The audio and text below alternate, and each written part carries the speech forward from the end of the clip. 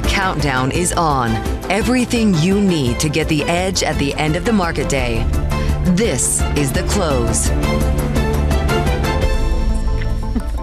Hips don't lie, neither does the data. Inflation risk tilting back to the upside. Live from Studio 2 here at Bloomberg headquarters in New York, I'm Raymond James. And I'm Alex Steele. The price action muted, but underneath, really interesting stuff happening. Absolutely. Interesting day today. All right, let's get to some of that. So the S&P just pretty much flat on the day. The Nasdaq just down 0.1%. So not that exciting considering the moves we've seen in the last couple days. But that 30-year auction had the highest yield in over a decade that we got at 1 p.m. There was the takedown, but Treasury had to pay up for that. The yield only up by 1 basis point, but we are kissing 5% now at the end of the day, Romain. Yeah, the interplay between yields and stocks are really showing its strength here to start the year.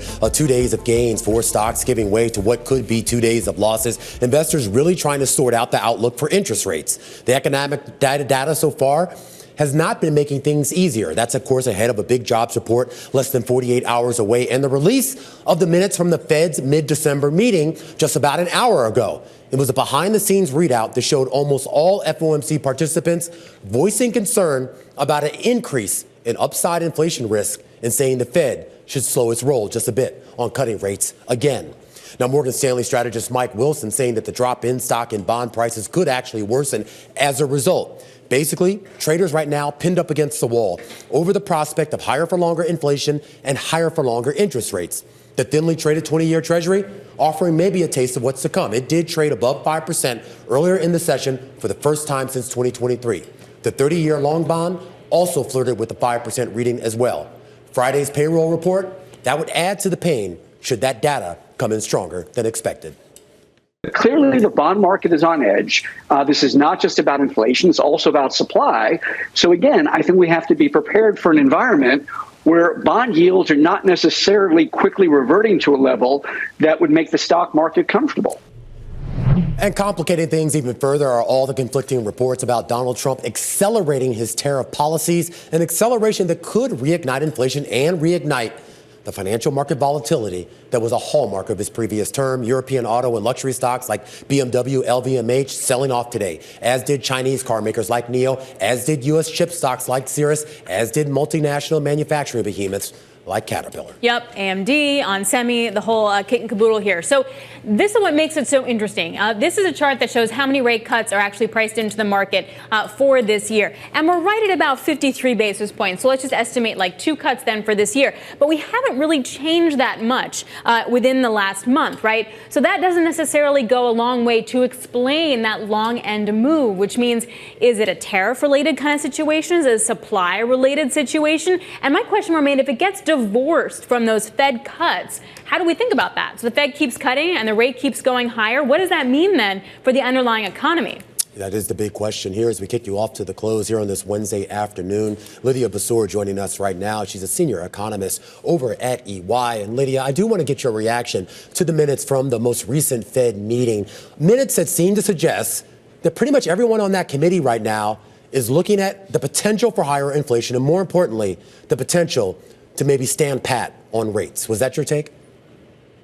Yeah, so no big surprise from the minutes. We got a confirmation that the Fed is leaning towards a more careful approach when it comes to the rate cutting cycle. So we're unlikely to see that, a rate cut in January. And we also have that confirmation that participants are seeing, upside risk to the inflation outlook as having increased. And that's something that we had seen already in the summary of economic projection. We have a Fed essentially that's likely to be moving more carefully in 2025, especially as we start getting more visibility on the policy outlook and some of the policies that are likely to be implemented. And it's interesting too, Lydia. We talk about the jobs report that we're going to get on Friday morning and the idea of how resilient this market, the job market, has been. We've basically been averaging more than 200,000 jobs created really for the last couple of years now. And other than a couple of, one-off blips because of weather and some other issues, that doesn't seem like it's abating. Does that feed into the inflation story? Yeah, so when we look at the labor market today, we've had a pretty good year in 2024. We have, the economy that likely added about 2.2 million jobs And that's in line with the type of job creation that we had seen back in 2018, 2019. So 2024 was really a year of rebalancing for the labor market. But when we look at conditions today, we're really seeing a frozen labor market with both employers but also workers in wait-and-see mode. We're looking at the hiring rates and the quits rate from the job openings report earlier this week at a 10-year low. So there is a lot less churn in the labor market. And employers are a lot more careful with their hiring, but also with their layoff. Mm-hmm. And that's confirmed with the jobless claims data, where you see that initial jobless claims are still historically low. Continuing claims continue to increase. Mm-hmm. So at the same time, this confirmation that labor market conditions have loosened and that there is less opportunities out there when it comes to job openings, but also when it comes to hiring from companies. And then, of course, the big question marks are tariffs and immigration, right, when it comes to the labor market, but also for inflation.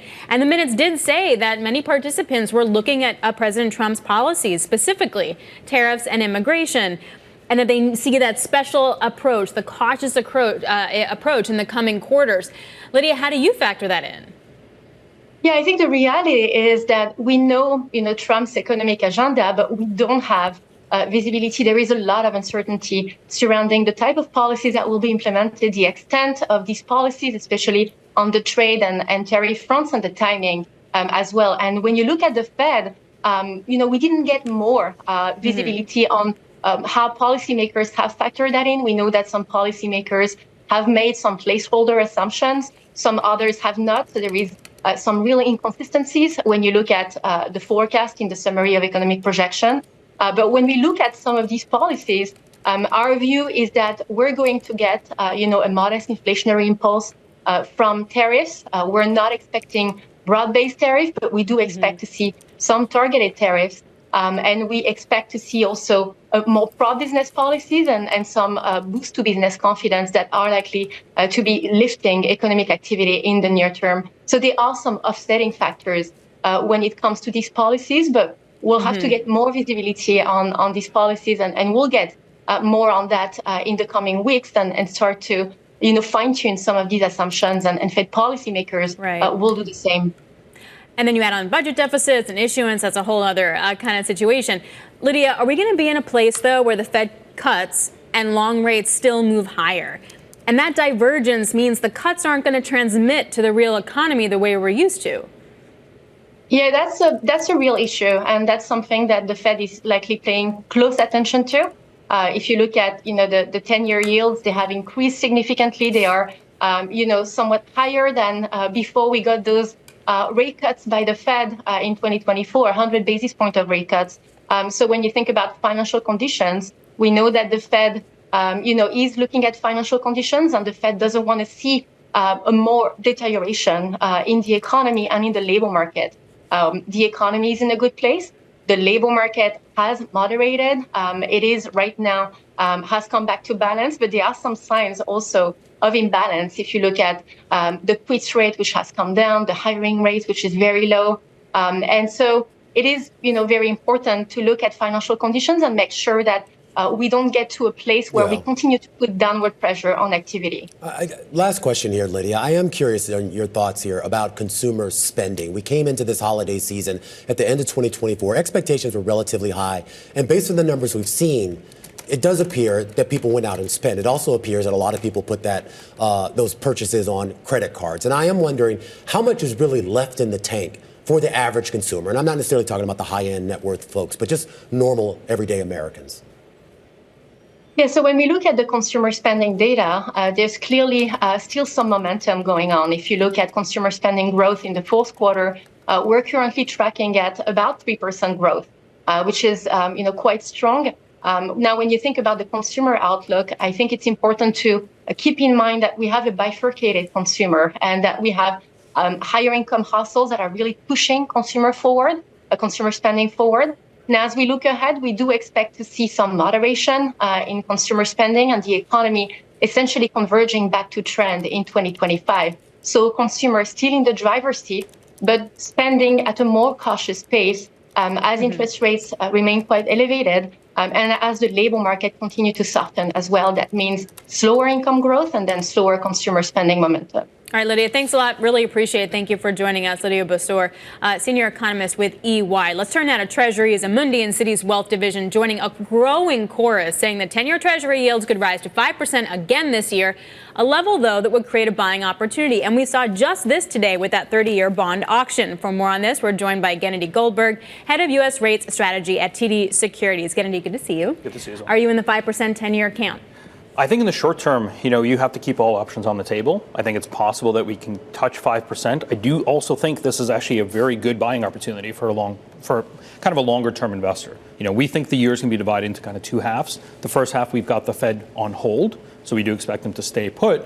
And then the second half, as growth starts to slow down, as you guys were just talking about, certainly we'll start to see rates drift a little bit lower, not quickly, but I do want to be positioned long over the course of the year. So you don't see a point where you're going to have Fed cuts and the long end move higher like we have seen? So the curve will probably steepen, but it doesn't necessarily have to be, kind of a twist steepening of the curve where the front end comes down and the long end goes up. All yields will probably fall. So I do expect the 10-year to finish the year lower, but I do expect the curve to steepen. Term premium will continue to kind of push a little bit higher. So there are going to be multiple dynamics within the curve. Well, part of those dynamics, too, is also where inflation goes, right? I mean, 5% is great, assuming, inflation isn't 5% as well. So how do you balance that out? I know it's hard to make an inflation prediction right now, given we're kind of at this inflection point, but I'm sure you've had to try to model something. Yeah, I mean, certainly, the big question is Trump tariffs, right? And how much they add to inflation, how quickly they come in, what products they're on, who they're even imposed on. Are Canada and Mexico included in that? Yeah. And certainly some of the more pessimistic scenarios can push inflation sharply higher. Yeah. Our expectation is they will probably add about a percentage point to inflation. And that's why we have the Fed remaining on hold in H1, looking through whether they're going to be unanchoring inflation expectations. That's interesting, too, because when we were looking at the Fed minutes that came out about an hour ago, they talked in the Fed minutes about how a lot of members basically put placeholders for their inflation and economic targets, primarily because of the uncertainty around the new administration. So my question then, really, as an investor, do you have to wait until Trump makes good on some of those promises, or do you take those promises he made on the campaign trail and assume they are going to be reality? Well, the question is which ones, right? So I think a lot of investors are holding off until they get a better sense of what's actually implemented. As we saw in the press conference yesterday, there are going to be new promises that are made. I think a lot of investors are saying, let's wait a little bit, let's wait a little bit, let's wait a little bit. Yeah. And that's why you're seeing that lack of buying that's come through. It started last year. People were saying, let's wait until the Fed. And then they were saying, let's wait until Trump comes into office. And now I think it's really until payrolls, until CPI, and until Trump comes into office. And then you'll actually get a little bit more clarity. People hope. But I do think, I agree with you, I do think these rates are already attractive. It makes sense to get in now. Yeah, that press conference is crazy. By the way, we have to have a conversation at some point. Is Greenland going to be inflationary to the U.S. if we buy them? I don't know. Yeah. I listened to the whole thing. We brought you on Bloomberg Radio. So, it was a lot. There was a lot of stuff, substantive and otherwise, but it kind of all mashed together. So, but is this what we learned? Like through the auctions this week, the 3, the 10, the 30, is 5% going to be that cap now? Because we're seeing buying come in when we get near that point. I think it has to be a bit of a cap in the short term at least, simply because if you're looking for rates to go past 5%, you're either expecting a massive amount of issuance, which really nothing has changed on that front. I think a lot of this move higher in rates has been growth driven rather than issuance driven or issuance expectations driven. And I do think you have to figure out how much of this has been, the tariffs as well. So, look, I do think 5% is an attractive level. Is it the cap? Probably in the short term. Unless you expect the Fed to hike rates, which again, as we're penciling out rate cuts, that becomes a greater possibility. I still think that's a very low probability for the rest of this year. So when we take a look at the credit market for a second, we've seen some high-yield issuers start to issue on the front end or in the belly of the curve rather than the back end because the back end is getting too pricey with which to do that. What does that do? That's a very weird thing, right? Usually you want to term out your debt. You do, except that everyone kind of wants rates to come down, or at least on the issuance front, and you're seeing very tight spreads in the credit sector out there because, you don't have a lot of supply and a whole lot of demand for investors looking for very high all-in yields. That's why credit spreads have done so well. The problem is you have a lot of companies that want to issue in the front end and everybody who wants to buy in the back end, right? So there's a bit of a mismatch. It hasn't gone too poorly. The market's doing just fine, and there's a huge amount of supply out, as there always is in January. But it is actually helping to push long-end rates up a little bit higher as well because there is that amount of supply out there. So you are believing in the price action. You think what the Treasury market is reflecting, or I should say the bond market overall is reflecting, is a relatively accurate, or at least as much as we can believe it to be accurate. I mean, it's always accurate. The question is, does it stay? And does it continue to move higher? Or, there's certainly folks out there looking for much higher interest rates from here. I think we're towards the top of the recent range. Right. So I would be a buyer around these levels. But going back to your comment, too, about how the Fed probably is going to raise interest rates unless there really is some huge, resurgence in inflation at 4.5% or 4.25 on the lower bound on the Fed funds rate. Is that enough, do you think, to tackle inflation? I mean, let's just say they stand pat there. Do you think that would do the job? Yeah, I don't think policy is easy at any point. I mean, we're all talking about whether it's us or the Fed, we're all talking about the level of restrictiveness of policy. No one's talking about how easy policy is. And certainly there are some problems of transmission. I mean, you've got, something like 70% of the country having locked in a mortgage rate of below 5%, right? That's not going away anytime soon unless rates fall dramatically. So really what we're talking about is how restrictive is policy, and is it enough to actually slow down inflation? I think it is over time, and I think that's why the Fed is becoming a little bit more cautious, because they want to keep rates slightly higher for slightly longer to try to get that inflation lower down to 2%. All right, great stuff, man. One of the best on Wall Street, Gennadiy Goldberg, head of U.S. rate strategy over at TD Securities, kicking us off to the close here on this Wednesday afternoon. When we come back here, we're going to talk about consumer staples. Remember, they hit a record high as a group back in November. It's been, a water slide down since. We're going to talk with an analyst over at TD Cowen who issued a slew of downgrades, warning that 2025 will be an even tougher year for the sector. Plus, revisited auction markets. Is that a word? Revised? It is now. Oh, auction market. All right. Trends from 2024 carrying over in 2025. We're going to focus on what to expect out of Christie's for this year. We'll break it down with Bonnie Brennan. I'm looking forward to that conversation. Also looking forward to our conversation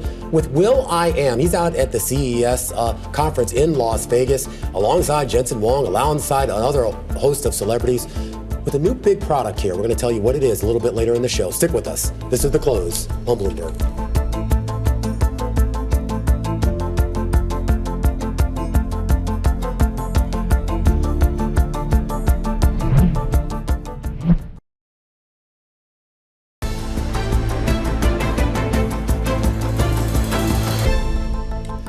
All right, let's get a view from the sell side. These are top calls, the big movers on the back of analyst recommendations. We're going to start off today with Warner Music Group. Guggenheim trimming its price target to 40 from 44, not because of anything the company itself is doing, but because of what the dollar is doing. The analyst saying that the surge in the greenback will likely lead to an incremental FX drag on revenue for Warner Music, which gets more than half of its revenue from outside the U.S. Shares down 5% on the day. Next up, AMD, a downgrade to reduce over at HSBC. The price target slashed by almost half to 110 from 200. The analyst, Frank Lee, says the chip maker just doesn't have the chops to compete against NVIDIA. He calls AMD's AI GPU roadmap less competitive and says it likely won't be able to penetrate the market as much as anticipated. And finally, shares of cereal company WK Kellogg back down to the lowest level since July. TD Cowen downgrading its recommendation to sell today, given what the analyst calls the company's uninspiring lineup for new products. He says that the 2023 spinoff from Kellanova has yet to improve the company's competitiveness in the challenging breakfast cereal category. Those shares down 8% on the day. Those are some of our top calls. And well, we want to stick with that last one there because TD Cowen is actually saying that overall 2025 is shaping up to be a tough year for consumer staple brands. The analyst also downgraded J.M. Smucker as well as Kimberly-Clark down to hold. For more on those calls, Rob Moskow joins us right now, analyst and managing director at TD Cowen. Let's start off with Kellogg first, Rob, because I was more intrigued by this, given that I thought this whole spinoff and the separation of these companies was supposed to improve their competitive situation. It's been over a year now. What's going on? Yeah, I mean, that was a key component of the downgrade, is that when you spin off a business, the idea is that management becomes more focused, you have a focused sales force, and you have the resources you need that maybe the parent company wasn't willing to put in to execute in a category. But our data shows that Kellogg's market share was down in 2024. And most importantly, in fourth quarter, market share worsened. across multiple brands and most importantly across the broader portfolio. So I think they finished the year in worse shape than they thought, and that tends to color, in my experience, what management teams tend to say about the future. So I think this is just a little bit worse than they thought, and as a result, I lowered my sales growth estimates below consensus. Is this a Kellogg problem, Rob, or is this an industry-wide problem? Well, it's an industry-wide problem, and the WK Kellogg is kind of like right in the center of the issue. The packaged food industry has been losing consumers. Our data shows that there's been acceleration in the shift to the fresh aisle. Perishables are up about 6% this year. Center of the store is only up 1 or 2. I think what's driving that is just more and more consumer awareness about the health benefits of fresh. There's also pricing, price-value relationships have been better managed. And I think that the GLP penetration is starting to make a difference too. And then you add, the Make America Healthy initiative on top of that, it could be another log on the fire. Right, and you have the Surgeon General's warning on alcohol, so just like the warnings just keep piling on. Rob, is there a company that's doing well? Like we've seen a lot of repackaging of stuff that says healthy for GLP-1 diets, et cetera. Is there one company doing all this successfully? I haven't seen much evidence of like repackaging processed foods into GLP healthy making a big difference. Where you do see a lot of strength is in the convenient nutrition category. So companies like BellRing that make protein shakes, or Simply Good Foods that makes shakes and bars and chips, they seem to be doing much better, and for obvious reasons. It's high protein, it's low sugar, and frankly, it's much of what the GLP users want in order to maintain their health. Rob, where could you be most wrong in your call? Like, where's the biggest crack that you're monitoring? One thing is valuation. A lot of these stocks are trading already at their all-time lows on multiples. So sometimes just a little bit of good news can cause valuation multiples to correct. And then also on WK Kellogg specifically, their margins are unusually low. And they are putting a lot of money into the supply chain to modernize the facilities, upgrade things, and improve the cost effectiveness. So if all of that works, like margins could be a lot higher. They're well below their peers. But my concern is that the company's had a lot of labor relation problems in the past. They're closing facilities. This normally causes execution problems, and I think there could be some here. All right, well, let's try to end things on a bright spot, because you're not completely down on this sector, Rob. I mean, you're upgrading McCormick, you're on Coca-Cola, you've got conviction plays for companies like Unilever and Freshpet. What are they doing right that the other companies aren't? Well, I am a big fan of Freshpet. They've disrupted the pet food industry with a packaged fresh format that's taking share from dry. They're the only one that can do it in the brick and mortar stores. And there's just tons of headroom here for more and more distribution and more consumer awareness.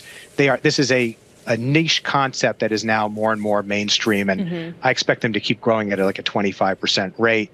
I upgraded McCormick. I think McCormick is the one that can benefit the most from consumers eating more produce, eating more protein. When people cook from scratch, they need those flavorings in order to spice up the meals. So the execution's improving at this company. They've made some packaging changes. They've made some, they've narrowed their price caps to private label. I think they're doing the right things, and I expect sales to accelerate. A very wise investor, Rob, once told me years and years ago that it doesn't matter how bad the economy gets, people are still going to have their spices to season their food. So that's one thing that I guess technically is supposed to be recession-proof. Let's hope so for my rating. Yes. Thanks. Yeah.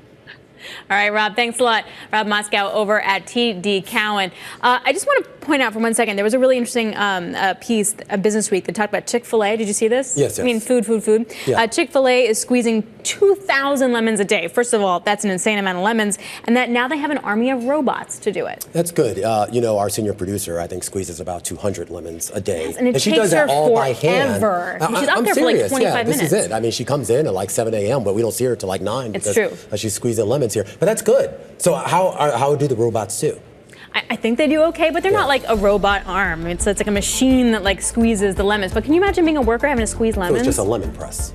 Pretty much, yeah. That's less sexy. Yeah, but do you know how hard it is to squeeze those things? Like when you do key lime pies, you have to squeeze the limes. It's hard. I would never make a key lime pie. All right. That's insane. I make a really good key lime pie. All right, coming up, we're going to talk about art auctions with Christie's American president.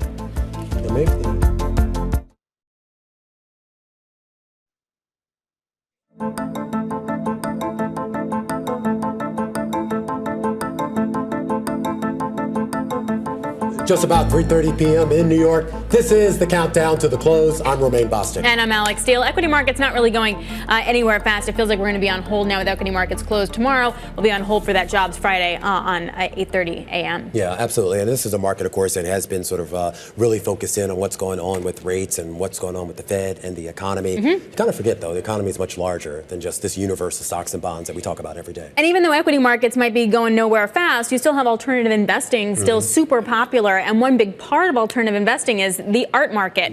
And 2025 is shaping up to be a very exciting year for that world. Many experts anticipating a return to pre-COVID levels, demand among collectors, and more private transactions for contemporary pieces. Christie's, one of the most prominent auctioneers in the world, is hoping to capitalize off of all of this. Here in studio with more is the president of Christie's Americas, Bonnie Brennan. Bonnie, great to see you. Thank you for coming in. So describe to me 2024 and then what you expect 2025. What would be a word to sort of categorize both? I think what we saw was challenges but resilience in 2024. We had obviously some uncertainty in the political field here in the U.S., and so we saw some people sort of hold back. What I think we saw in the back half, certainly post-election, was increased confidence. Stability breeds confidence, and we're very optimistic about that continuing in 25. Where do you think you're going to see the most action? I think really it's a global market. We've seen a lot of new buyers from around the globe. Asia, while it has had its challenges, we still continue to see great interest from buyers there. The Middle East, we just incorporated in the Kingdom of Saudi Arabia. The growth of wealth in India has created some strength in that market. And right here in America, America, we have so many great masterpiece buyers and collectors right here in our backyard here in New York. We had some extraordinary moments last year at the very highest levels, and I think when we had those works, they sold really well. The challenges of last year is we just didn't have that many, and we're really hopeful that we're going to unlock supply in 25. Well, that's what I'm curious about on the supply side. Like, what traditionally unlocks that? I mean, is it just when you have someone either passing away or getting to the end of their life, deciding they want to liquidate, or maybe they run into financial problems? Like, what's usually the catalyst for somebody to take their art collection and come to Christie's? Well, often in our market, we talk about the 3 Ds: death, divorce, debt. Forgot about divorce. Yeah, there's that. But certainly estates are some, motivated sellers. That said, we have a lot of estates who can liquidate other assets. They're not necessarily pressed to sell their collections, particularly in uncertain times like we saw in 24. So you saw fewer estates come to market. The ones that did come to market performed very well because there was demand. We just had limited supply. So I think you're going to see, yes, there will be great collections. I'm very encouraged by the pipeline of business that we've seen already early in the year for May.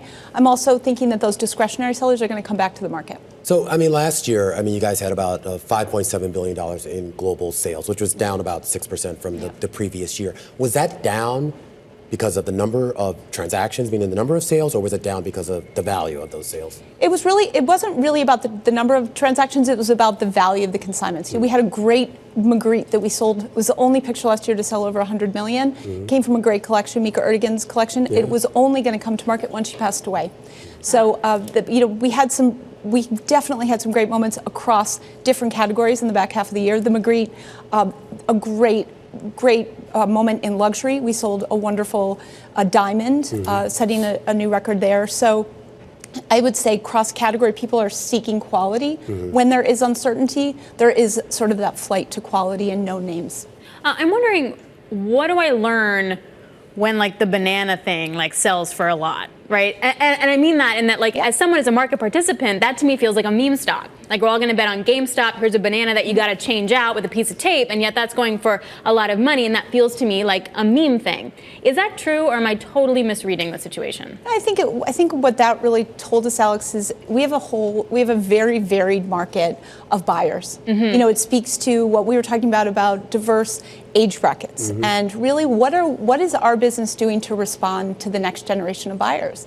And you saw somebody in a new industry buy that work. Right. You know, somebody in to that crypto. point, though, too, I mean, we all could, of course, joke and make fun of the guy who bought it, but it gets to this idea of how people view art, right? Like what traditional, maybe we would all love to have a Magritte or a Monet or Renoir or something, but some of us, we like more contemporary things. So how do you sort of balance that between kind of old school art that is still very much in demand with kind of this newfangled stuff that could be easily dismissed as just a gimmick?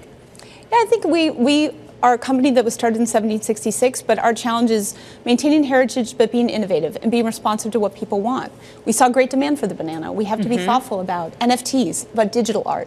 You know, there's a greater demand for things that we weren't even selling 5 and 10 years ago. So being good listeners and being responsive. And I think you'll see even within the contemporary market, there are certain artists, we saw great market strength 2 years ago, some softening last year. And so just be nimble and flexible about what we're offering to make sure we're answering what clients really are looking for. How hard is it for an auction house to value some of those new types of art, like a banana on a wall, or even just, the idea that you've had a lot more contemporary artists that were kind of outside the realm of sort of the high auction society have now sort of entered that realm? And we've seen some big missteps. Sotheby's had a big one a couple of years ago where they completely just misjudge just how much a certain painting would go for. And I am curious at how you do that with artwork that doesn't have the track record to be able to say, okay, we think we know exactly what this is worth. Yeah, so I think that's really hard when you have exceptional objects. Sometimes there is no precedent.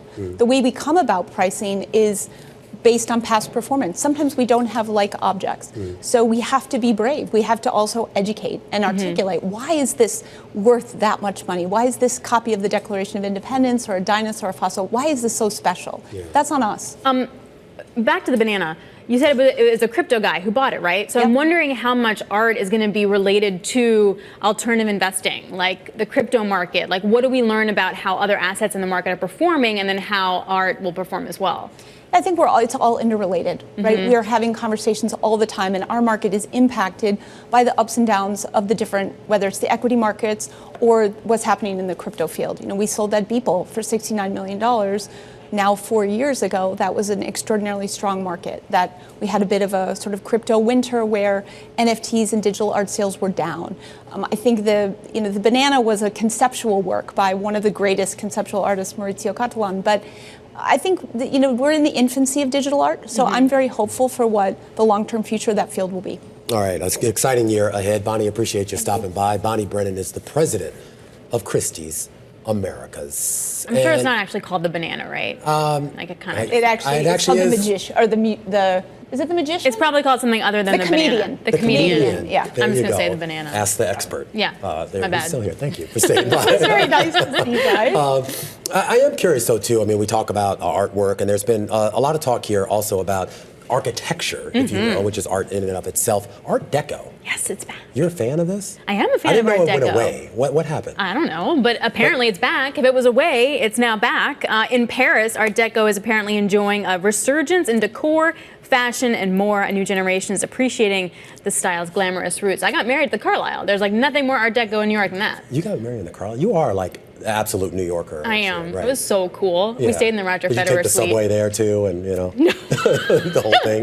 No, we took it with my wedding dress in tow. That'd be trickier. All right. What would be the style you would pick? I don't know. I mean, I was thinking about this. I don't think I have a style. I mean, I just happy to have a roof over my head. And well, I mean, in terms of like architecture, I don't know. I guess I was never really all that. But I will tell you this. If you ever go to my hometown, and you are a Northwestern grad, Chicago, Illinois, take one of those architectural boat tours. You will learn more about the city in that hour than any other thing anybody else can tell you. As long as it's not cold, I will do that. There is a summertime. I mean, it only lasts like a month and a half, but there is a summertime in Chicago. All right, coming up here, we're going to get back on track here with the focus here on some of the big movers of the day. That includes eBay. It's our stock of the hour, and it's up next. This is Bloomberg.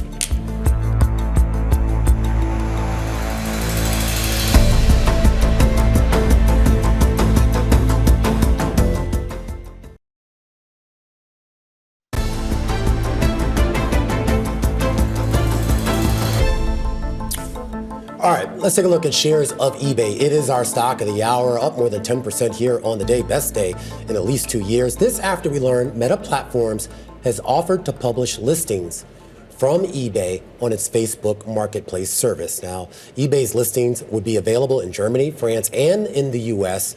This is part of an effort by Meta to comply with an EU antitrust order. Jess Menton, who covers equities for us here at Bloomberg, joins us right now to talk a little bit more about this. So I guess this is kind of like, somewhat of a concession. I mean, Zuck, has to do something. So fine, put eBay on there. So they had to do something within 90 days from this ruling a couple of months ago, but they are going to try to fight it. So it shows you that Facebook in some ways still thinks that what they were doing was still all right. So I was looking through the sell side analysts to see who they thought kind of like a win-win here. And it was interesting for Citi because they felt like it would benefit both Meta when it comes to the Facebook marketplace, but then more so when it comes to eBay, just given that it's kind of hard to track when you're thinking about how many people are actually on this platform because people go off to pay on this. So even say, for instance, if you're going to buy this and you're on the site for eBay on the Facebook marketplace, if you go through to purchase, you have to go back to eBay to do it. So they're going off of platform. So actually, Facebook marketplace actually has around 1 billion active kind of users that are going through and looking at it monthly. But if you want to get more of a comparison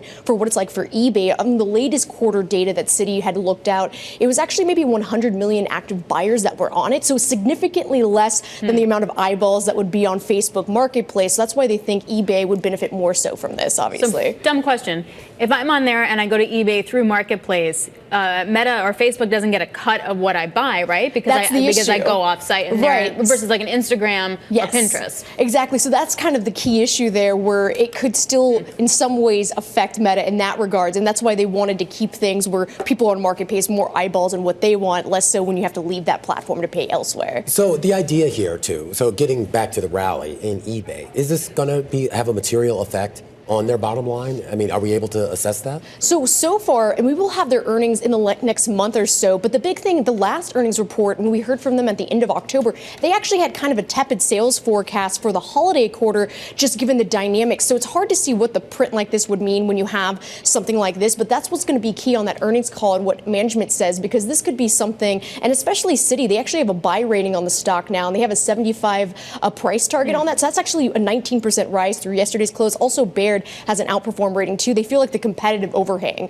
is actually going to be somewhat removed now. Interesting. I mean, it can't hurt them. Right. I mean, that's the thing. Like, so how do you price it in? I don't know, but it's certainly not going to hurt eBay from this. So it seems like it's more of a win, obviously, when it comes to eBay for now. And we'll have to see what happens when it comes to Meta trying to fight this. Remain looks skeptical. We'll leave it there. All right, Jess, thanks a lot. Bloomberg. I like eBay, though. Do you? Yeah, I've never used Facebook Marketplace, but I use eBay pretty frequently. Really? What was the last thing you bought on eBay? I actually bought a couple Christmas gifts. They do more like collectibles now and refurbished appliances. Yeah, if you're looking for something unique, like say collectibles, but even like just regular non-collectible stuff, you'd be surprised what you can find. Discontinued products. He's setting me up because I buy warrior cat figurines for my daughter on eBay, and they cost a fortune, and I can't wait to sell them eventually and make thousands and thousands of dollars. All right. Anywho, that's your retirement plan? That's my retirement plan, selling her warrior cats. You guys know what I'm talking about. All right, we got about 15 minutes to the closing bell right here in the U.S. We're going to break down the non-market action today with Adam Turnquist, Chief Technical Strategist at LPL Financial. We'll break down what the setup looks like as we head into Friday jobs number 8:30 a.m. This is the close on Bloomberg.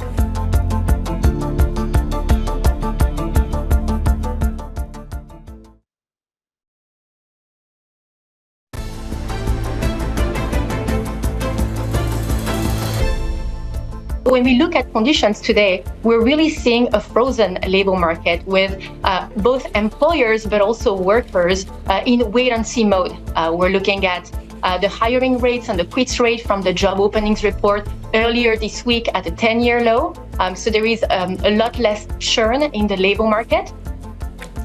Lydia Boussour there over at EY. A conversation here about the economic conditions, of course, with that big jobs report just up ahead, less than 48 hours away. And, of course, on the back of that Fed minutes report that we got about 2 p.m. Eastern time. But market's doing a whole lot of nothing, trying to inch its way into the green. But there's a lot of negatives kind of weighing on it. Not only the Russell, but also tech in the terms of semis. I mean, you got AMD with that double downgrade. That's really weighing on the SOX index, the Philadelphia Semiconductor Index. And also you got the utilities underperforming in the S&P. Edison International, one of the worst performing stocks in the S&P, of course, the utility provider that has a lot of exposure to those LA wildfires. Yeah, absolutely. If you're looking for bright spots, we were just talking about one, eBay having a phenomenal day. And of course, keep an eye on Fannie and Freddie up for yet another day.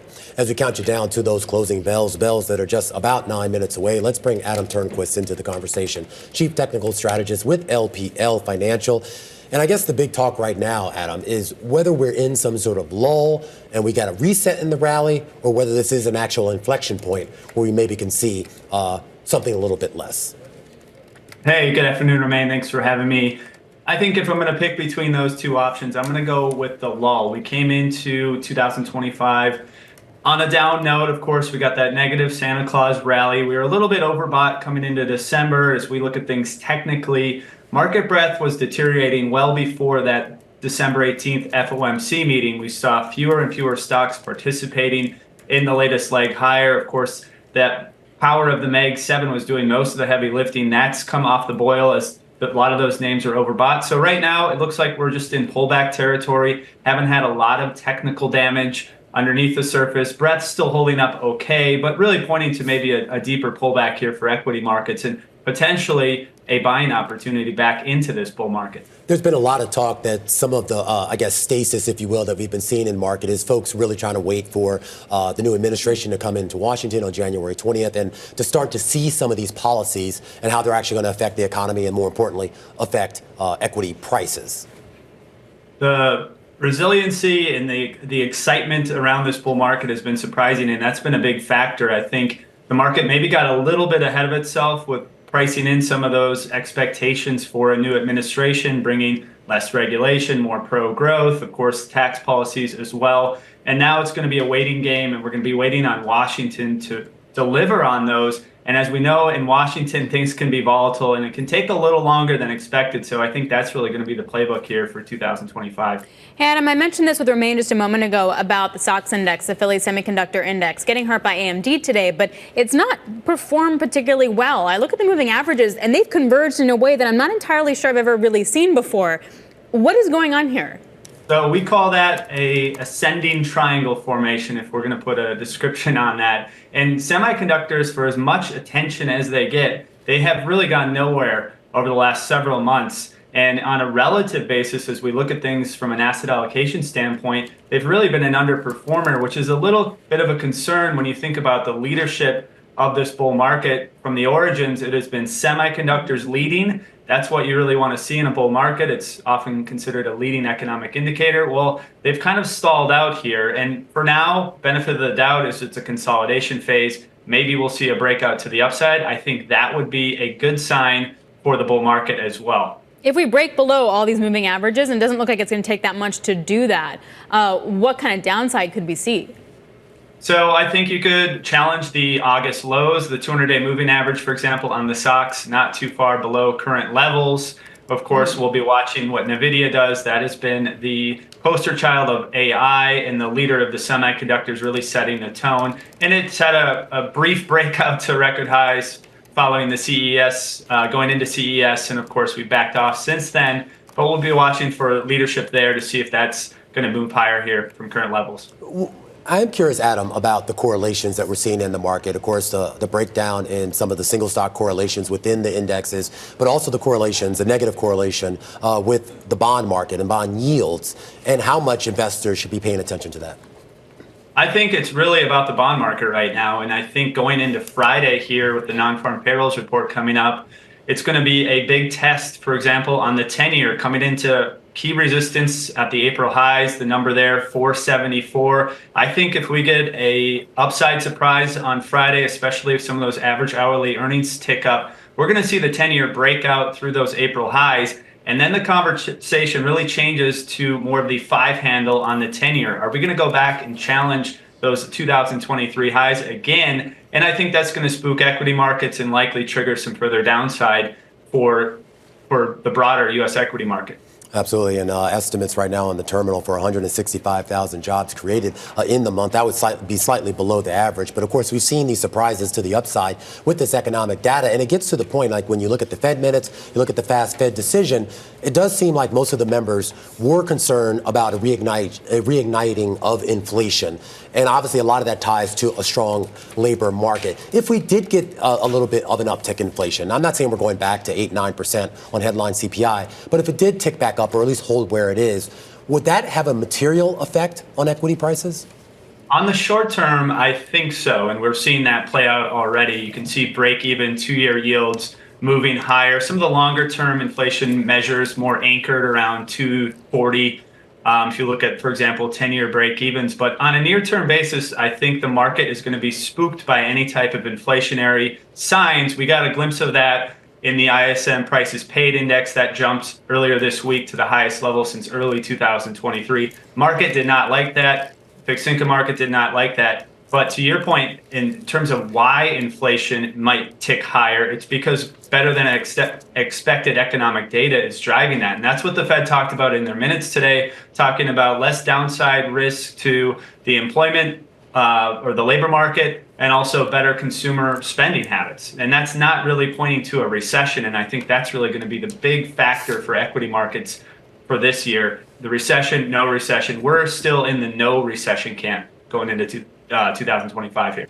All right, Adam, got to leave it there. Adam Turnquist, Chief Technical Strategist at LPL Financial, counting us down to the closing bells. Alex, with just about 3 minutes to go. Yeah, talking about correlations, you take a look at that 30-year, for example, from 84 until like the recent change in the last few months, it's been straight down. And now we're really in a different world, a different trend channel for the bond market. And those correlations, as you brought up, will be totally pivotal to where the equity market goes. Yeah, a 20-year that traded above 5% for the first time in more than a year, and a 30-year that just flirted with that at one point. And we'd be remiss in not pointing out some of the volatility we saw in equities today. You had the S&P going through a variety of changes from gains to losses, and at least right now, it looks like it actually might finish the day in the green.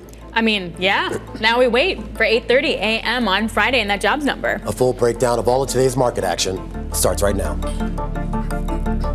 The Closing Bell, Bloomberg's comprehensive cross-platform coverage of the U.S. market close, starts right now. And right now, we are 2 minutes away from the end of the trading day. Romaine Bostick here with Alex Steele, taking you through that closing bell. A global simulcast, it starts right now. Scarlett Fu in the TV studio. Carol Massar, Tim Stenovic in the radio booth as we parse the most crucial moments in the day. I am not okay, Carol. You know that. I've never been okay. He's better than yesterday. Oh, man, I know, but you sound worse. Thank you, Carol That's so Massar. sweet. We're concerned, I appreciate the pep talk. We are concerned. But guess what, Carol Massar? What? I mean, we started the day. Markets looked like they were going to finish the day in the red. But as we get closer to the bells, kind of poking back into the green, at least for the Dow and the S&P. Yeah, rather pokey, right? Yeah. And almost call it unchanged. I've been looking at some of the energy names and utility names in particular that are in fact impacted by those West Coast fires, Southern California fires. Edison International, man, it is down about 12%. And you've got Sempra Energy down about 2%. So some concerns about, obviously what's going on there and their ability to handle the fires, but also the impact on them as well. But not much conviction in today's trade at all. I mean, you look at the S&P 500, searching for direction for much of the day, moved between gains and losses, Scarlett, more than 24 times today? Yeah, well, everyone's waiting for the jobs report to maybe kind of give us some sense of what's to come. But I suspect that won't be until January 20th when you really get a sense of what the incoming president will do with executive orders that will hint at the sequencing of his policy that people will really be able to make some more permanent bets. I'm still really weirded out by the weakness in the semis, seemingly sort of out of nowhere. And you look at the moving averages, it's just weird. They're like all converging. It doesn't look really good. It looks kind of ugly. Yeah, interesting day here in the markets. We talk about quite a few sectors actually in the green, but unfortunately the ones that matter were in the red. The net effect of it all is a market that we're just going to kind of call this one relatively unchanged. The Dow Jones Industrial Average is going to finish in the green. It's up by about 90 points, but that's only about 0.2%. The S&P 500, which spent most of the session in the red, is going to close in the green, higher by about 9 points or 0.1%. The Nasdaq is going to finish in the red, but only by less than 0.1%. And the Russell 2000, that was your primary laggard, but that was only down 0.5%. All right, that's your read at the big board. Staying with the S&P 500, guys, despite little changed on the day, you do have about 290 names to the upside, some with some significant gains, Scarlett, and 209 names in the S&P 500 to the downside, also with some significant losses. Yeah, and if you look at the sector breakdown, very much tilted to the green. You have 8 sectors gaining ground, 3 in decline. But what's notable here is that no sector moved more than 0.75%. Healthcare, materials, and consumer staples each gaining about 0.5%. They're the best performers. The worst performers are communication services down 0.75%. Energy and utilities basically unchanged at this point. All right, guys, let's get to some of the individual gainers. Number one gainer. Are these going to be good, Carol? They are now. Stay tuned, TBD. Your number one gainer in the S&P 500 is eBay. This is a good one, finishing the day with a gain of just almost 10% here, rallying after Meta Platforms offered to publish listings from the online auction company on its Facebook Marketplace service. We talked with our Pootam Goyal. She said, just keep in mind, this is a test. So we're going to have to watch to see if ultimately this is something longer term. But right now, investors really liking it and kicking that one up to the upside in a big way. Hey, GE Healthcare Technologies, this was a top gainer in both the S&P 500 and NASDAQ 100, a gain of about 3.5%, upgraded to buy over at Jefferies, which encouraged investors to take advantage of a recent pullback in the company's share. They did raise the price target to $103 a share from $95. GE Healthcare finishing the day at $86 and change. And this one, a small cap mention. I might get some digs from Romaine as a result. Accolade, ticker is ACCD, and this share price surging 104%. This is after Transcarent agreed to acquire the healthcare services company for $7.03 per share in cash, representing a total equity valuation of about $621 million. It's just a reminder that stuff's going on. We have a lot of news coming at us from different areas, from DC, from Wall Street, and so on and so forth, but some deals are happening going in and around the news cycle. That's why I mentioned it. We've also been watching those devastating fires out there in Southern California, where thousands so far have evacuated. It's having an effect on some publicly traded companies as of right now. Edison International, down more than 10%, the worst performer in the S&P 500 on a percentage basis today. It fell today the most since March of 2020. This is a result of what's happening out there in Southern California. Edison International Southern California utility is the largest in the region, though analysts do note that so far there haven't been any reports on utility equipment being involved in these fires. The company shut off electricity to about 136,000 homes and businesses in an effort to prevent wildfires and warned it may need to cut power to additional customers. Shares of Lyft falling by more than 6% today. This after Delta Airlines announced that it would replace the ride-sharing company and link its SkyMiles loyalty program to Uber a little later this year. So the new agreement is going to allow customers to link their Uber and SkyMiles accounts and then earn miles for eligible rides and deliveries. Morgan Stanley analyst Brian Nowak out with a note saying that the loss of Delta partnership poses risks to Lyft's growth strategy and achievability. Rigetti Computing, did you guys see what happened with quantum stocks today? Quantum computing stocks? Okay, this one down by more than 45% today. Among other companies that fell linked to quantum computing, NVIDIA CEO Jensen Huang said that very useful quantum computers are likely decades away. D-Wave Quantum fell more than 30%. Rigetti Computing falling more than 40%. Though we should note last year, this stock in particular was up by close to 1,500%. Oh, wow. Okay, so resetting some expectations there. I let you finish today, Tim. It feels like a big moment for me. All right, taking a look at the bond market. You're seeing buying in the front end. You're seeing a whole lot of nothing happen in the long end. But with the levels that we hit that were something. So the 20-year at one point hit 5%. We had that 30-year auction, 4.9% was the yield there. It was a strong bid to cover. The stops were the highest since 2007. It just shows like you hit that number, you hit near 5%, and there are buyers that want to come in for that. So it's going to be really interesting. The bond market is open tomorrow. It closes at 2 p.m. Equities are closed, so definitely watch that space in the long end. All right. One of the things we are watching, or one of the spaces, is out in Vegas, right? CES, some really cool technology. We're all tech obsessed. On our radar, it's not at CES. CES, but how about some lemon squeezing robots that are saving Chick-fil-A about 10,000 hours a week? Sounds kind of cool. Yeah, so folks at Chick-fil-A, the folks who work there, were squeezing 2,000 lemons a day. Now they have machines squeezing as many as 1.6 million pounds of fruit, and there's hardly any human help. Makes me think of what they've done at Chipotle over the last few years with the avocado. Oh, right, for guac, yeah. Exactly. Yeah. Moving the human out of there so then they can focus on other things, and you got the robot making the guac. You know, this facility is bigger than the average Costco store. And you guys know I'm obsessed with Costco. So that's roughly 190,000 square feet. And then it ships all these bags of juices to the Chick-fil-A stores where there is a role here for workers. They add water, they add sugar, and they make the lemonade.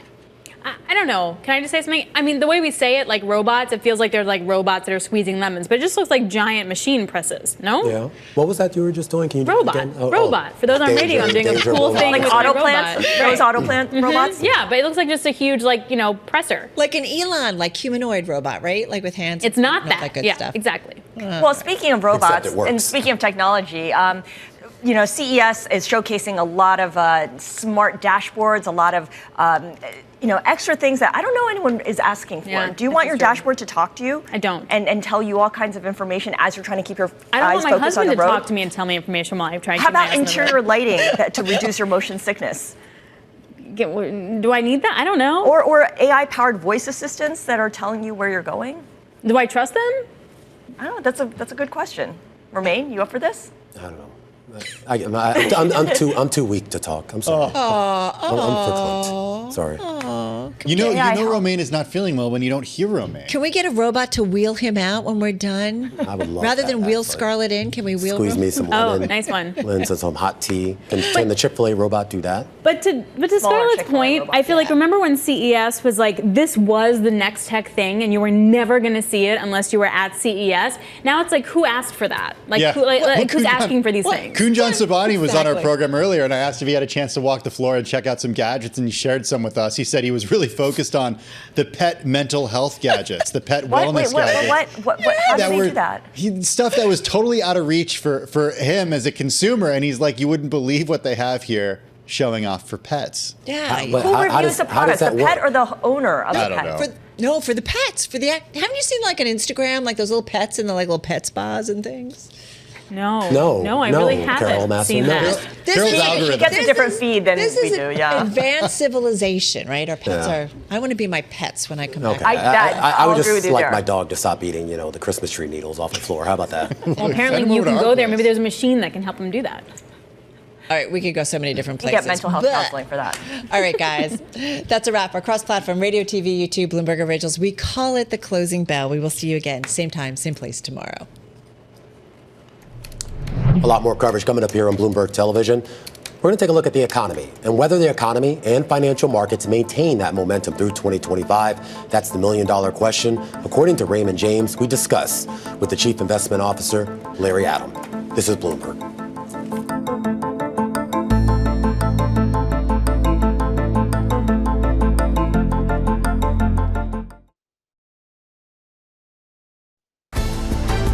The countdown is on.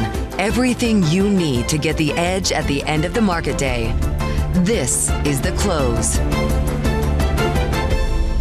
Welcome back to The Close. I'm Scarlett Fu. And I'm Romaine Bostick. Let's take a look at where markets ended the day. The S&P 500 did hold that 5,900 level, but only higher by about 0.2%. That's actually an improvement, though, over what we saw over most of the trading day with the stock, with that index, I should say, oscillating between gains and losses. We thought we were headed for another day in the red. Now, quantum computing stocks, they did have another day in a red, down about 21%. This after some comments, just really off-the-cuff comments by Jensen Huang here that the revenue forecast for quantum computing are still way, way off in the future before this becomes much more of a viable business. You saw a lot of names in that space like Rigetti sell off here in the cash session. But of course, all of this links back, of course, to what we've been seeing in the yield space. 4.979 right now on a 20-year, unchanged at the moment, but at one point during the trading day, it did trade above 5% for the first time since 2023. The 30-year bond also flirted with a break above 5%, and that correlation between stocks and bonds higher bond yields could be the big story of 2025. Absolutely. It hasn't happened just yet because stocks are holding up, but we'll see how it all shakes out. Let's take a look at some of the big movers in equities. We're going to start with eBay, up for the biggest gain in the S&P 500 after Meta offered to publish eBay listings on its Facebook Marketplace service. Of course, this is to comply with EU antitrust orders, but this does help raise visibility for eBay listings, which could lead to higher revenue and gross merchandise volume as well. Edison International down about 10% for the biggest one-day drop since 2020. The company operates Southern California's largest utility, and of course, those wildfires in the LA area being fanned by strong winds is certainly a big challenge for this utility to address. Now, our top story this hour is about the new year and new challenges. Romain talked about rising bond yields. They're climbing, not just in the U.S., but also in the UK and Japan, as central banks grapple with the threat of inflation reigniting. And driving all of that, of course, is the unanswerable question of how Donald Trump moves forward with enacting trade and economic policy, which then determines how the Fed and other policymakers around the world respond. In the meantime, you have companies and entrepreneurs moving forward with their plans, in this case of integrating AI into their products and services. We're going to head live to Las Vegas and the CES later in the program. Yeah, we're going to get to that in just a moment. But here on this January 8th, a look ahead here to what folks are really expecting for 2025. Tony Roth over at Wilmington Trust joined our show yesterday. He compared this year to a game of chutes and ladders. Our next guest says, well, it will also be like a game. In his words, like deal or no deal, writing, quote, we think the recessionary bad cases, such as a Fed-induced over-tightening cycle, a crash in consumer spending, and plummeting business spending, have been taken off the board. What remains are the good cases that should support economic growth. Pleased to say that the man behind that quote joins us right now. Lydia is the Chief Investment Officer at Raymond James. All right, let's get right to it, Larry. I was not a big fan of deal or no deal, but I get your analogy here. Is this a good thing or a bad thing? I think it's a good thing because a lot of the positive good cases for the economy remain on the board, if you will. We still think, even with some of the data that's been coming out, that inflation continues to further decelerate this year. When you look at the drivers of economic growth, they remain pretty solid, meaning that the consumer, I think, is going to be resilient. I think we're going to see some big uptick in spending when it comes to businesses because AI, not only does that help the economy when technology companies get the robust revenue from companies spending on it, but don't forget the productivity gains that get amassed when companies do employ AI. And then I do think the government will continue to spend. Keep in mind that when you look at all the fiscal money that's been put aside from the CHIPS and Science Act and the Inflation Reduction Act, only 25% of that money has been spent, which means conversely that 75% of that money is still out there, sitting there waiting to be used, and that'll help support this economy going forward. So we think this economic expansion continues throughout all of 2025. Well, will that economic expansion be enough to really lift the stock market that is already sitting near record highs, coming off a phenomenal 2 years? And just to continue with the game show analogy, when you look at the S&P, when you look at some of the individual stocks, is the price actually right? So when you look at the prices right, if you will, I do think that when you look at the PE multiple, we've gotten as much PE expansion that we can expect. So the good news is that we do think that earnings are going to grow this year by about 13%. And that's on the back of that solid economic growth. But I do think that investors are going to have to dial back their expectations. We don't think you're going to get that 20% plus. Our target is 63.75. If you look at all of the major banks out there, that tends to be on the lower end. So we are a little bit more cautious as we go into this year. And I think that's supported by history. I mean, keep in mind, we're in the third year of this bull market that we're in. And historically, in the third year, you tend to get more muted performance. Keep in mind, when you have two back-to-back years of the market being up 20% or more, that third year, it's only up on average about 8%. And then if you look at the presidential election cycle, whether you want to call this the first year or the fifth year of President Trump's term, regardless, it's up either 6 to 8%, and you tend to see more volatility during that type of environment. So I think we're consistent from a both fundamental and a historical perspective, being more cautious this year.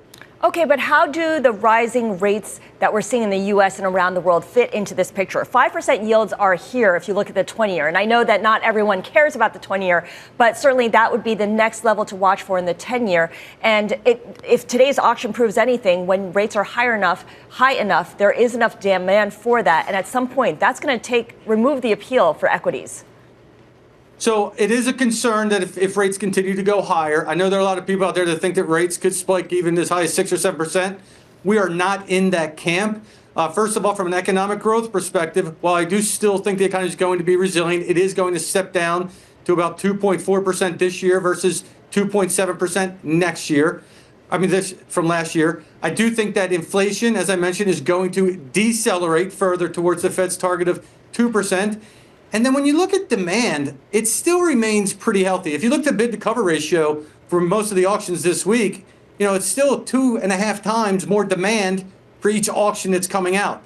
And anecdotally, as you guys have pointed out, when I talk to investors in that 4.5 to 5% range, that becomes very attractive. Mm-hmm. And then when you look at U.S. rates in a global context, 4.5 to 5% is incredibly attractive when you look at the options over in Switzerland, where it's less than 0.5%, Germany, where it's about 2.2%, Japan, 1.6%.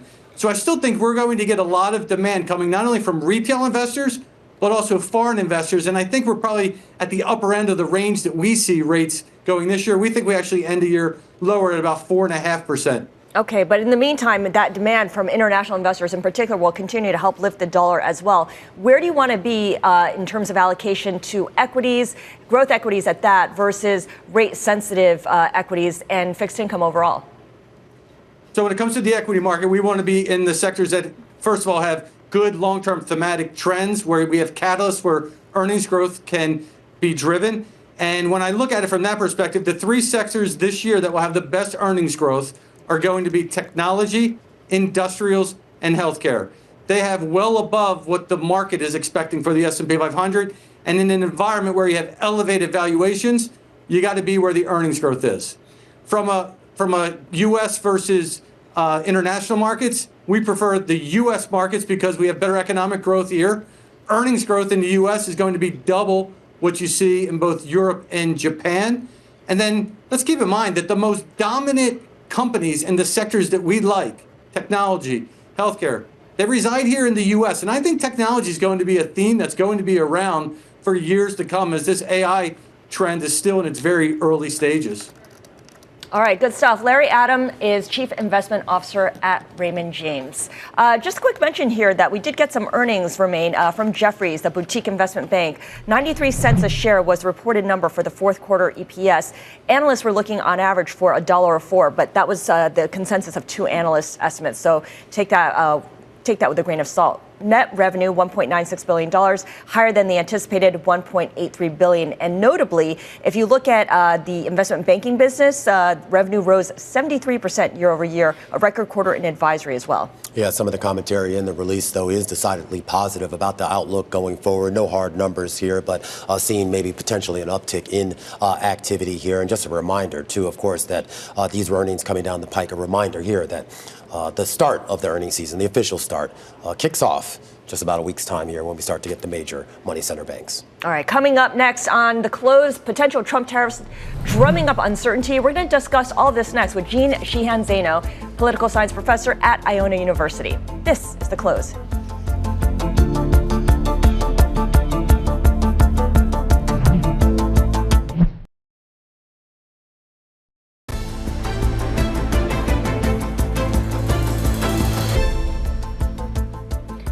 Potential tariffs drumming up uncertainty. There are reports out that President-elect Donald Trump is mulling an emergency declaration for a new tariff program. Joining us now is Jeanne Sheehan Zaino.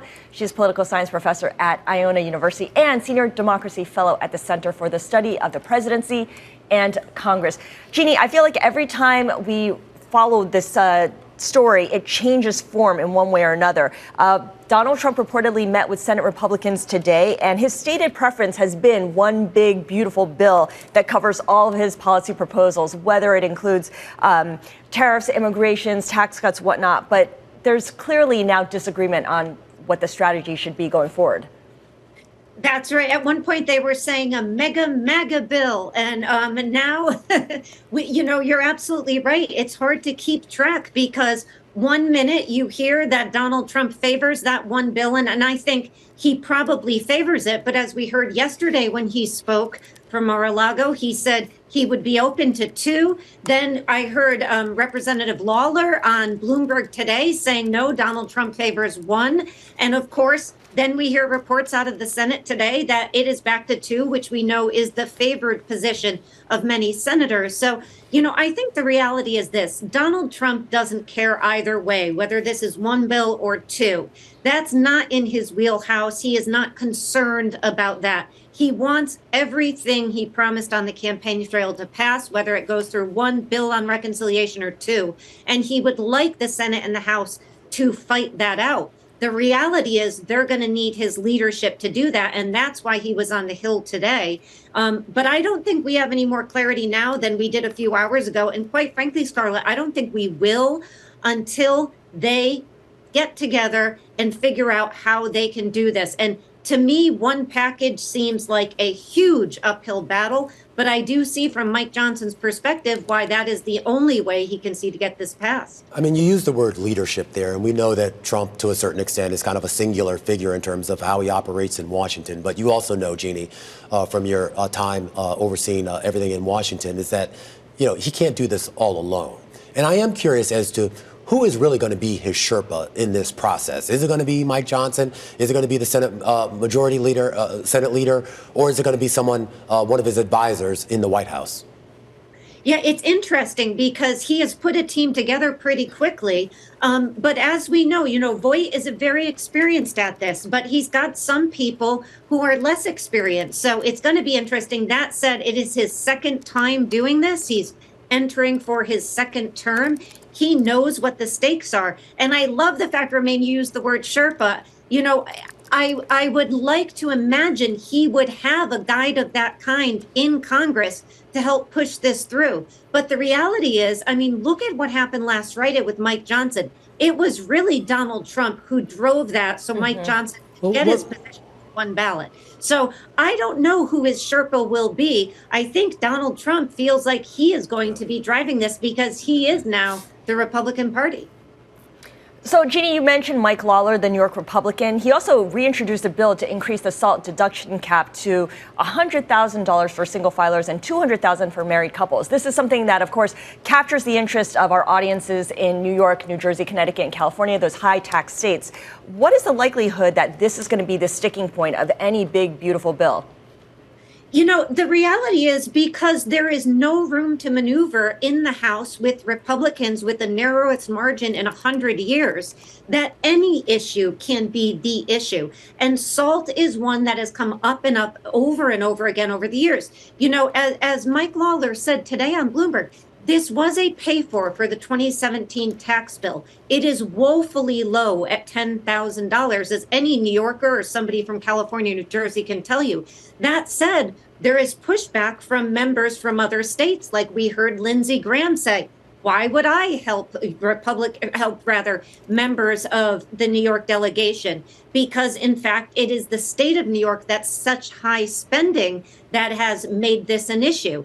And so I think we're going to see battle lines drawn here. Yeah. And I think, Mike Lawler may want to run for governor. He is really his name behind this. Hey, Jeannie, we got to leave it there. Always great commentary. Jeanne Sheehan Zaino, political science professor over at Iona. Stick with us. A lot more coming up here on the program as we take a look back in history and that 1982 legal decision that broke up AT&T into 7 regional telephone networks. That's coming up next here on The Close on Bloomberg.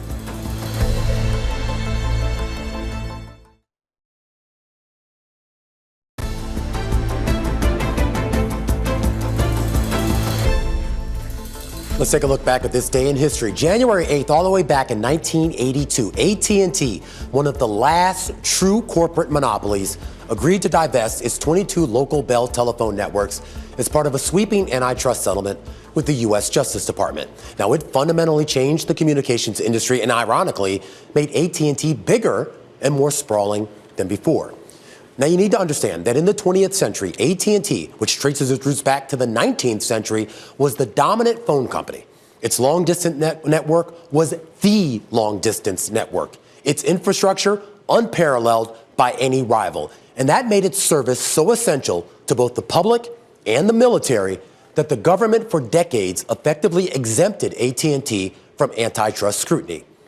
But that changed in the 1970s. Amid suspicion, AT&T's Western Electric manufacturing unit was inappropriately funneling money to subsidize AT&T's less profitable divisions.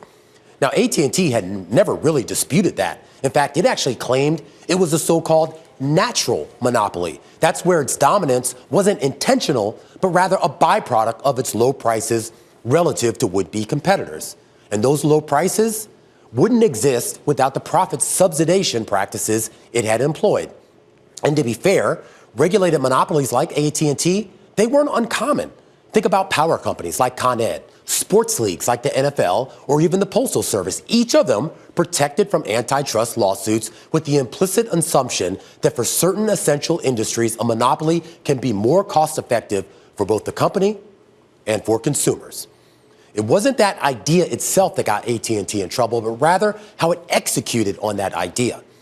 A decade-long antitrust battle ensued, with settlement finally reached in 1982 on this day, and the AT&T Bell system eventually broken up in 1984 into 7 baby bells.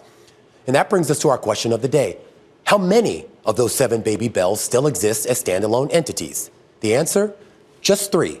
Verizon, Lumen Technologies, and SBC Communications, which in an ironic twist would acquire its former parent company, AT&T, in 2005 and take on its name. And something else happened on this day, Scarlett Fu. Yeah, that's right. It's the Consumer Electronics Show in Las Vegas. One of the announcements, in fact, coming out of that event is Florida State University partnering with Meetkai to create an AI-powered education platform. We're pleased to say joining us now for more on this platform and the partnership is the Meetkai Chief Business Officer, Peter John Alexander. Peter, it's good to speak with you. Thank you for speaking with us today. So you and Florida State University building this AI-powered education platform. It's to provide students with hands-on experience in a controlled environment. What does the platform do exactly? Just walk us through it. Yeah, well, one, it's great to see you again, and thank you so much for having me back on. We have a few exciting announcements here at CES. One, obviously, is Florida State University, which has been a fantastic partner.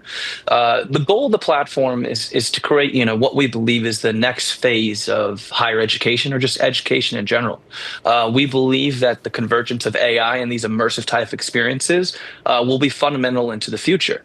I think specifically as it relates to the platform, we're working with the College of Social Work. And the idea is to say, hey, this is a interesting and a necessary part of society. And, in some cases are putting people into risky environments. Let's take the risk out of those environments. Let's ensure that we can properly train and educate these individuals and recreate kind of spaces, whether it's, uncomfortable living situations or comfortable living environments, but you're still looking for key factors that could be a potential problem. Adding the AI element of, having this kind of immersive and interactive opportunity to speak with people that you can create, based off of any gender, any race, any demographic, any language, and put people into these environments. So when they do go out into the field and they are interacting with individuals, there is, that preset understanding. They have, hours and hours and hours of experiences, so they're ready to kind of take on the challenges that are in front of them. So the AI is creating unique scenarios for the students to operate in and to respond to, as opposed to determining the rollout and the sequencing of the training. Is that right?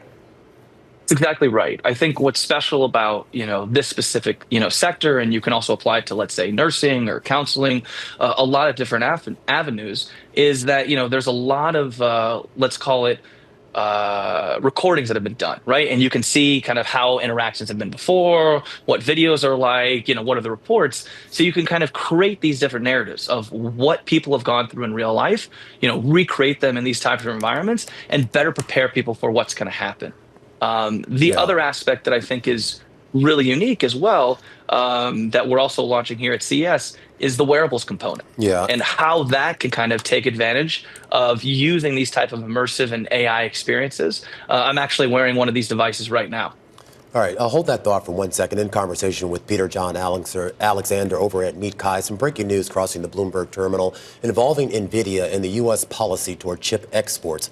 We're now learning that Joe Biden, the current president, is going to further curb NVIDIA and AMD AI chip exports. Now, this, of course, is sort of a final push by a president who will be out of office in less than 2 weeks' time.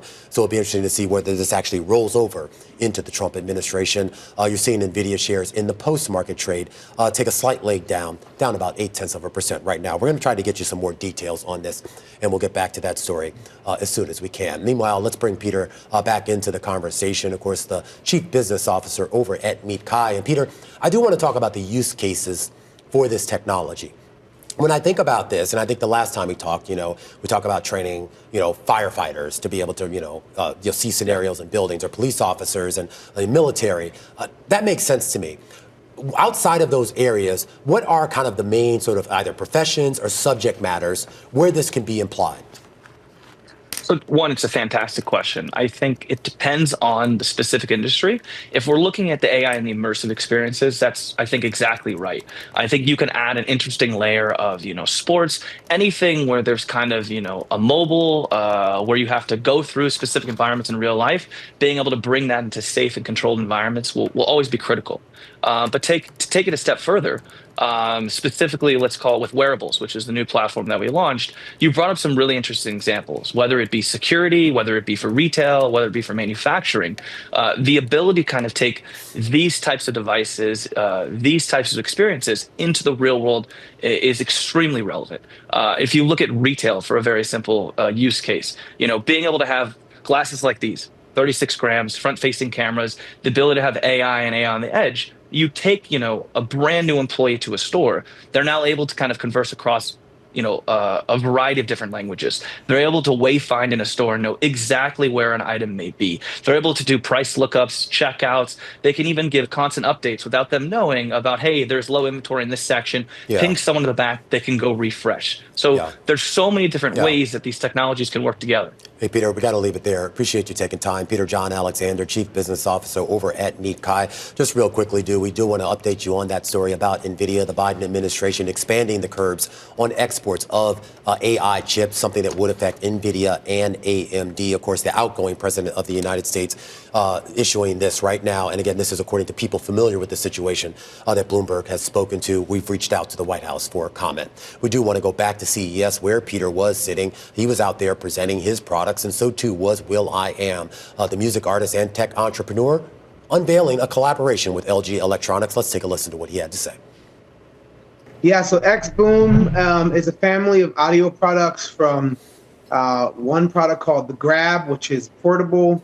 We have the Bounce, which is portable as well, but gives you a little bit more, punch when it comes to the audio, the depth and the projection of the audio. We have the Stage, which is like, pro level quality speaker for buskers and karaoke lovers.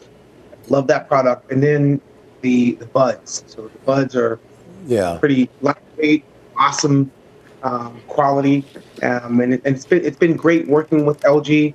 And all these family of audio products are differentiated from all other speakers because they come equipped with radio.fyi, which is exactly what that is. It's AI reinterpretation, reimagination of radio. Just kind of explain to us the actual sound, because these products were already in the LG lineup more or less, but they came to you with an idea of improving the sound and making a unique sound. So what was that process, that creative process for you? What were you trying to achieve? When you're at the level of LG where everything is at the level, their technology is superb and supreme. But they came to me for perspective. They came to me for that final fine tuning on EQing the expression, the emotion of the speaker, and also the audio package, how the speaker sounds, all the on sounds, the off sounds, the volume sounds, all of those things that add color to the speaker. It's like when you open up your Apple laptop, there's that beautiful chime that when the computer is awake, that took a lot of perspective, a lot of thought when it comes to the frequency, the key that it's all in. And so we did, my team and myself, we did all of that work, and then we laid in the AI layer. How do these new products, these new XBoom speakers and headphones fit in with the AI radio service that you launched?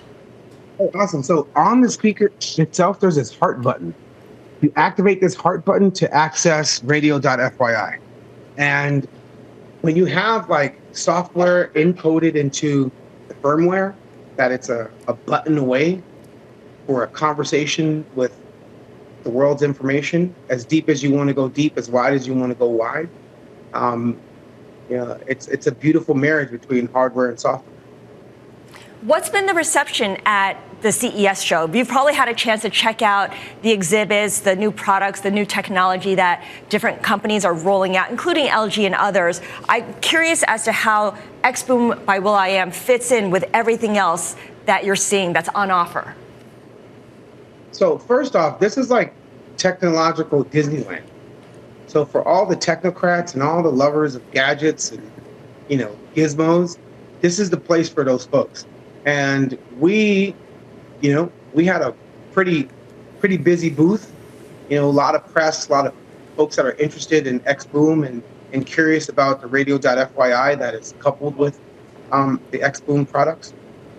And it's been great. It's been overwhelming for me. The day one, I was up from 4 o'clock in the morning to 2 a.m. We had a great celebration event. Jason Derulo was there. He's a part of the movement that we're starting with, radio.fyi and DJ Head. We had an amazing cast of folks. Hit Boy, awesome producers, songwriter. And what's awesome about radio.fyi is that people will create stations. We know what an album is. We know what podcasts are. We know what playlists are. To be able to make AI radio stations and, deploy them with this distribution partner that we have with LG, with XBoom, series of products, is going to be freaking fantastic. And our thanks again to Will.I.Am, creative artist and tech entrepreneur, for joining us from CES in Las Vegas. My question is it going to be able to pair automatically with my iPhone? Yeah, that's what it comes down to. Yeah, well, I don't know. I feel like that's more Apple's problem, but that's a whole other conversation. But it gets to this idea, too. This is a very crowded space when we talk about Bluetooth speakers and headphones. Everybody's trying to come up with a better way to do these things. Maybe this is it, but, look, he was an early investor in Beats. He gets a lot of credit for that. He had a partnership with Apple at one point, years past, where he came out with some earbuds that got discontinued for a variety of reasons, and I'll be interested to see if this sticks. All right, well, I continue to keep an eye on that. In the meantime, we're keeping an eye on how the markets closed on the day. Stocks erased earlier losses to close up about 0.2%, but the real action was in the bond market, where the 20-year yield did top 5%, and the UK 10-year bond yield also reached 4.8%, the highest since 2008, along with a big drop in the British pound. This is The Close on Bloomberg.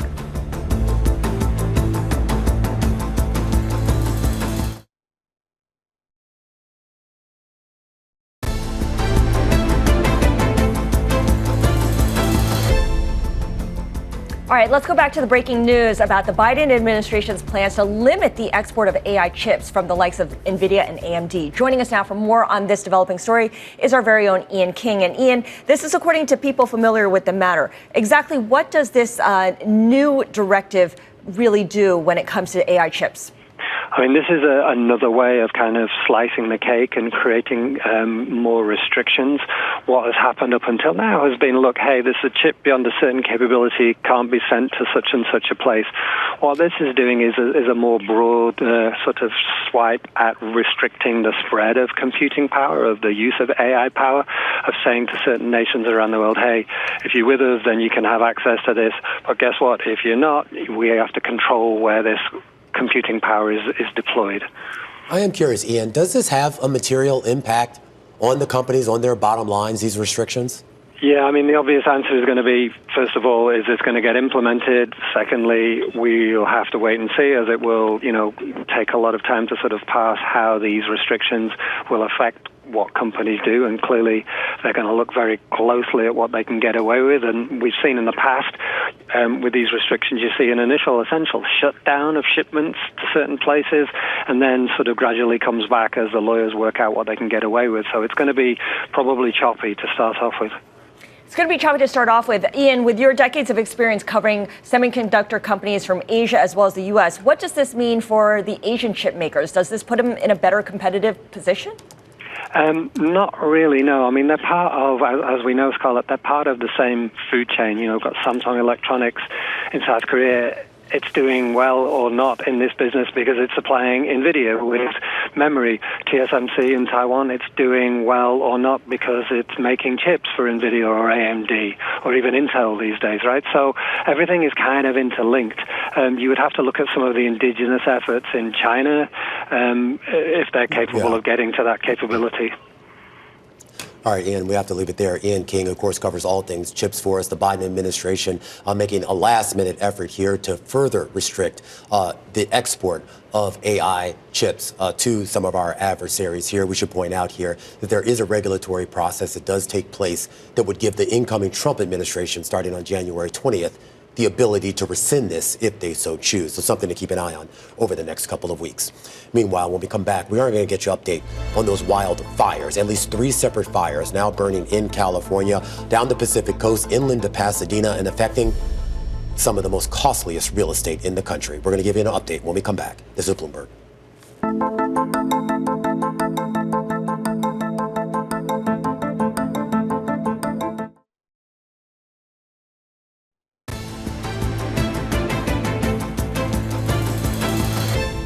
We're continuing to keep our eyes on what's going on in California.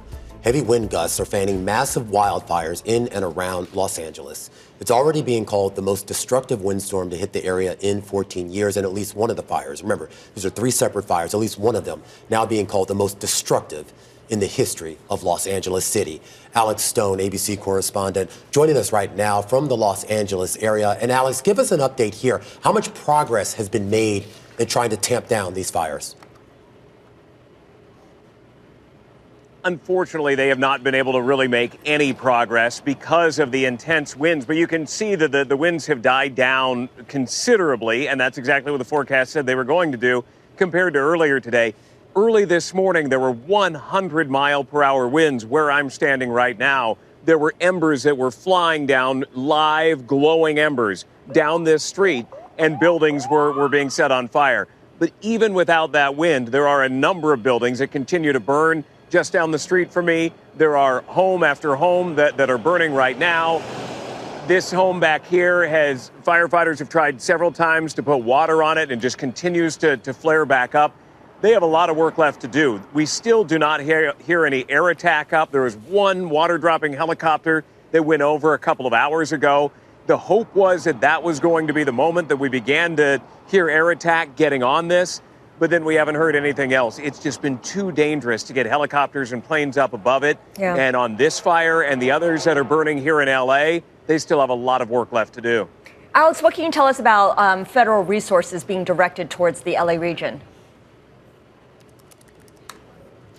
There are now firefighters coming in from Arizona, Colorado, Utah, Oregon, Washington, Nevada. They are all heading this way right now. The National Guard is being deployed for those who have been trained to fight wildfire and go along with the firefighters and get up on the line.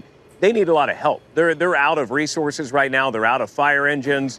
They just don't have enough manpower at this moment to fight the flames that are sparking up. So this is going to be really an army of resources coming in. We will begin probably later today or tomorrow to see it in the air as well. Every available air resource, helicopters and planes, they are on order right now, we understand. It's just a question of when it's safe to fly.